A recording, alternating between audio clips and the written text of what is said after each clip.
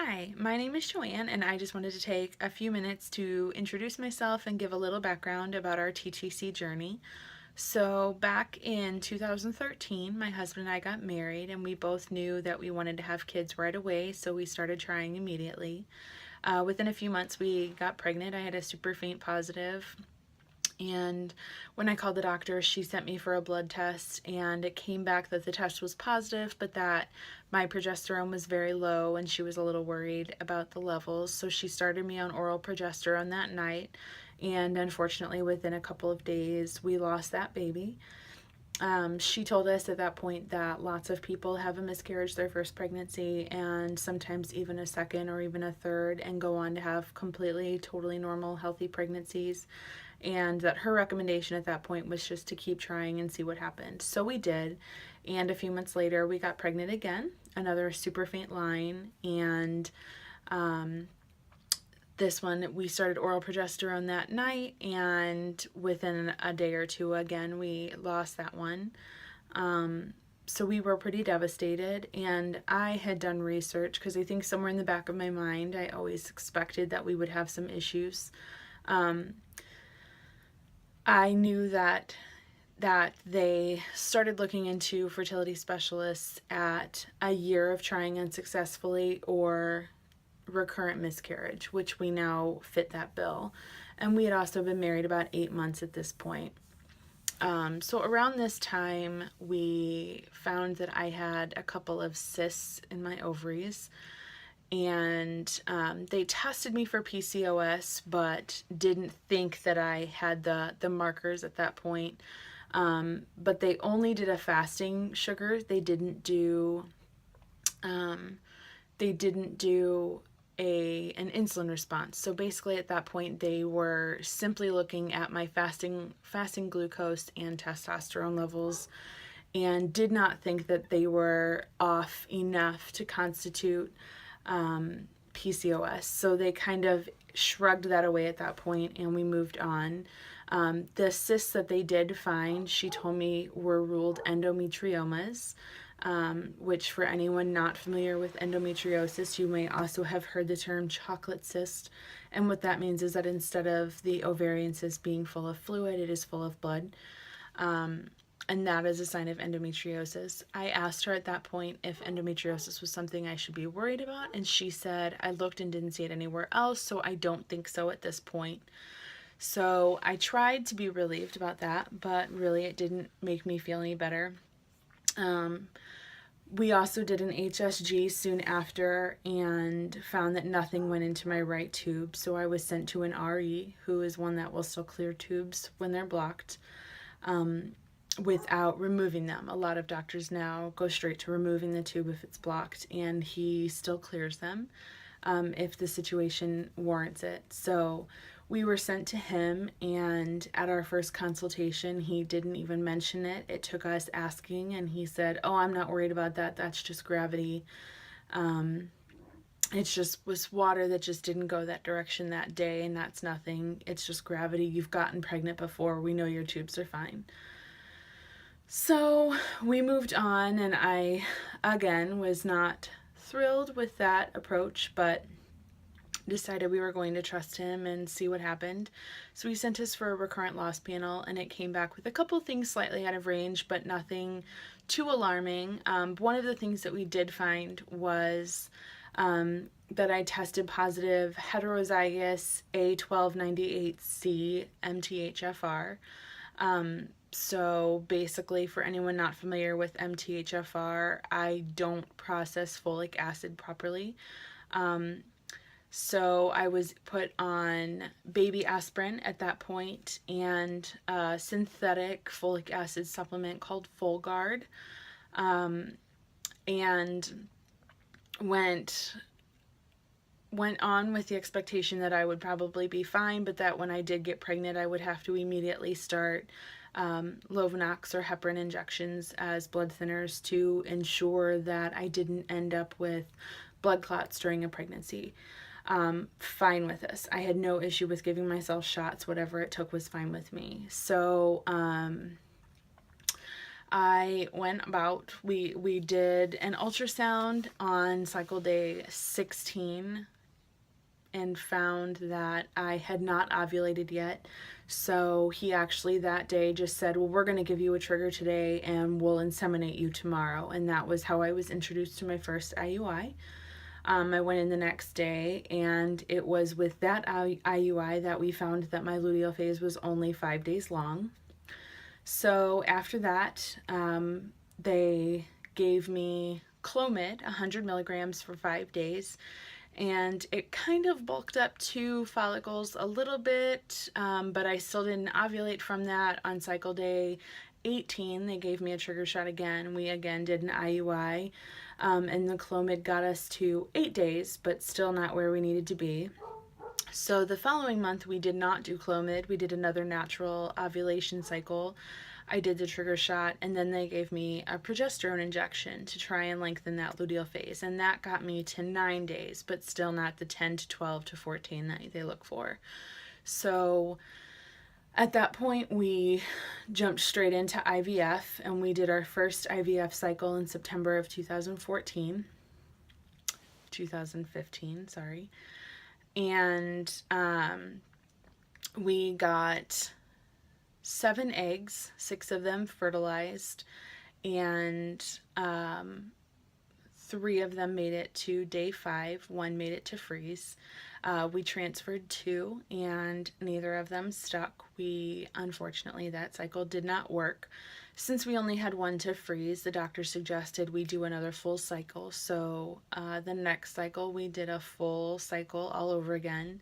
This time we only got 4 eggs, 3 of them fertilized, and only 2 of them made it to day 5. So we transferred both, and this time we did an intralipids injection or transfusion. So they give those sometimes with high natural killer cells, which I did not have. Mine are actually low, but they said they also will use them to treat implantation issues, so it wasn't going to hurt anything and it might help. So we did the intralipids transfusion, and that time we did actually get pregnant.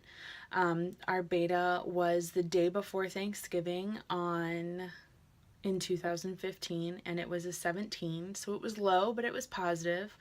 And it was early. It was 8 days post 5-day transfer, so it was a little early, so it was a little low, but not alarmingly so. So he called and congratulated us and said, enjoy Thanksgiving, you're pregnant, congratulations, this one worked, I knew we were going to get there. So we went to Thanksgiving on cloud 9, and left Thanksgiving dinner. On the way home from my in-laws' house, I started bleeding, and I felt it. It was not heavy, but I knew something was wrong, and since it was a holiday, there was nothing I could do about it until Monday. So I waited until Monday and went for another beta, and we were expecting it to be around 95, and this time it was at 161. So we were over the moon. We were thrilled.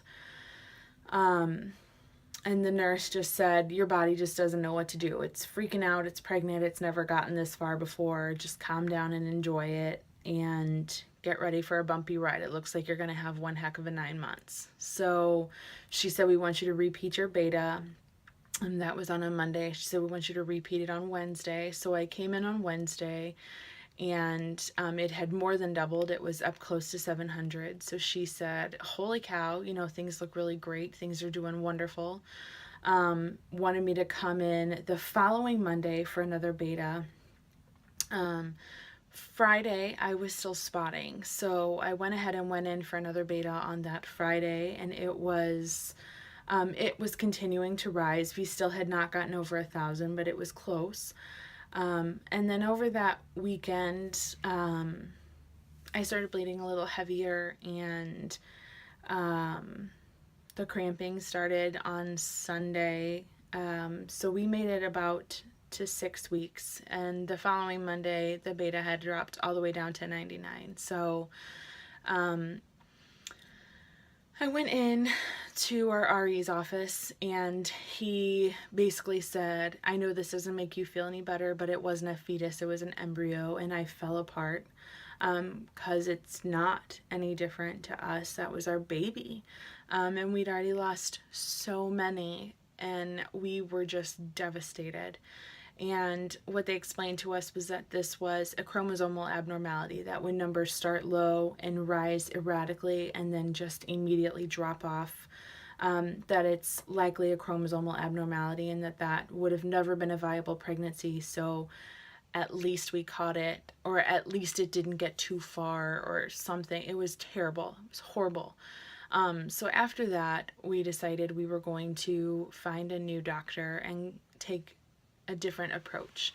So we found a doctor that specializes in something called naprotechnology, which, if you're not familiar with it, it's based off of the Catholic Church's Crichton method of natural family planning charting, which charts cervical mucus and bleeding patterns. And so before we could even go for a consultation, he required 3 months of charting. So in December, we were trained on the method and we began charting, and it wasn't until March that we actually got to go talk to him, and we left that appointment in March over the moon. I cried. I was so happy for a few reasons. One, he was the first doctor to ever ask if we named our losses, and I said that we didn't, but I, burst into tears, and he said, I wasn't trying to make you cry. And I said, no one's ever asked us that before, and no one's ever treated them like people. We were in fact told at least it was only an embryo, not a fetus. It wasn't a baby yet. And he said, it was a baby as soon as it was conceived, and if you name them, I just wanted to make sure it was in your chart so I knew how to address them. And we were just touched. I mean, it was just an amazing experience. But he looked at our charting and basically said that he believes I have PCOS. He believed I have endometriosis. He believes that I have a progesterone deficiency, and that he thinks that I probably had more losses that I didn't realize I had lost, based on the patterns of my cycle. That he could see kind of jumps where he suspected I was ovulating and getting pregnant and then losing it. So he sent us for blood work, and I went and confirmed that I did have PCOS with pretty severe insulin resistance. I had almost no insulin response at all. And we put me on metformin. So in April, I started metformin. This is 2016. In April, I started metformin. And he wanted to give that a couple months to get my blood sugar under control. So it worked really, really well. I responded really great to it. And that summer, we scheduled a laparoscopy to look for endometriosis. So in July, I went for a laparoscopy, and what should have been a 2-hour procedure took 5, and I was diagnosed with stage 4 endometriosis. He told my husband it was everywhere. I have about 14 pages of shots from the procedure that he gave us. And he said it was everywhere. It was from the far right to the far left of my entire pelvis, as far back as my colon, in, on, and around both ovaries, both tubes, my uterus. It was just everywhere. He said he was surprised I was not in blinding pain with every cycle, because it was just so bad, that it was one of the worst cases he'd ever seen, but that he thought he got about 98% of it. So we were just thrilled. He did say that instead of normally they would just make you wait one fresh cycle and then they would let you start trying again. For us, he said that it was so extensive that he really thought we needed 3 cycles. So we had to wait 3 months, which brought us to October, which was our 3rd anniversary. And I took that really hard, that we were going to hit 3 years without really being any closer to a pregnancy. In the family that we've wanted for so long. So I took that really hard, but at the end of the day, after that, I sat down with our doctor and he said, we found this, we've treated this. He looked at the MTHFR and said, you can't process folic acid. Giving you more folic acid's not going to help you. You need to take methylfolate. So I was stopped on the Folgard and switched to a prenatal vitamin with methylfolate instead of folic acid to treat the MTHFR. And at that point, we started discussing a game plan. So since I ovulate on my own, even with the PCOS, he said that we would do progesterone injections post ovulation. So we did that, and it prolonged my luteal phase, but about halfway through. So I didn't start until 15 days post ovulation. I didn't start my next cycle. But about 9 days, I started spotting brown. So it was higher, it was not high enough. So the next month, we tried the same thing again just to see if it was maybe my body needed to adjust to it, and the exact same thing happened. So the third month, we tried the same thing, and it still did the same thing. So we tried 3 months, it didn't work. So that brought us to the end of the year. So in January, this most recent cycle, he put me on Clomid, and he said, I know you've done higher doses, but we're just going to start low. I think that you also need a little help on the front end too, and that maybe is why the progesterone is still not getting up where we need it. So he put me on Clomid, and 50 milligrams for 5 days, and it blew up. I ended up with hyperstimulated ovaries and benched again. So that kind of brings us to where we are right now, which is waiting for my period to start, which hopefully it does any day now. And when that happens, I have to go for a repeat ultrasound to make sure that the OHSS, the hyperstimulation, has gone back down. When they did an ultrasound to confirm how bad the hyperstimulation was, my ovaries were blown up to the size of oranges, and I had cysts in both the size of small apples. So there was quite a bit of dropping that needed to happen.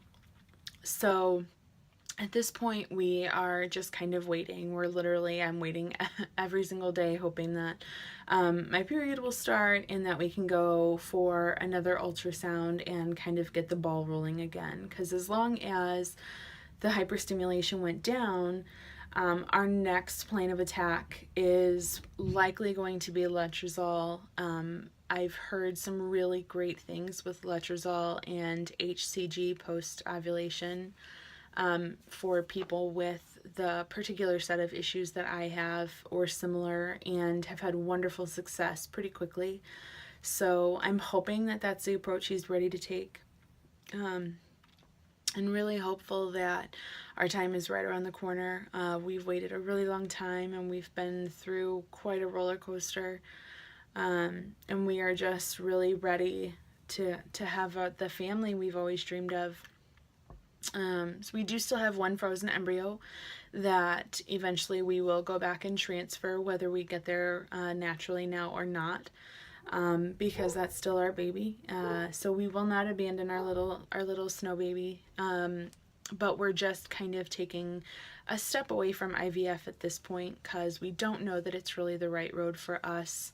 And it's really expensive and emotionally draining and physically hard, and there's just so much that goes into it. And if we don't need that, then there's just, it's so much if you don't need it. So that is kind of where we are. So I apologize for the quality of this. I'm new to this whole thing, so this is recorded on my phone and it's in one shot, so it won't be edited, and hopefully that's okay.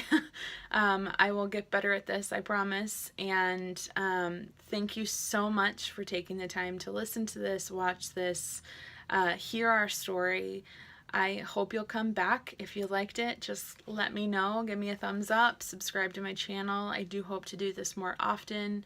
I've been keeping a blog, but I really think that this is the road that I'm going to go from now on. So I would be absolutely just beyond happy if I could just give someone a little bit of hope or make someone feel a little less alone. So that's kind of the whole reason why I've done any of this, is just because I know that hearing other people's stories has helped me feel so much less alone in this whole awful, ugly, terrible thing that I'm going through. So if you are also going through this, I wish you all the luck in the world, and I hope that we all have our miracles at the same time, and that the whole world will have a sea of wonderful friends whose parents love them beyond measure, because of the rocky road it took to get to them. So thank you. I love you. And I will see you soon. Bye.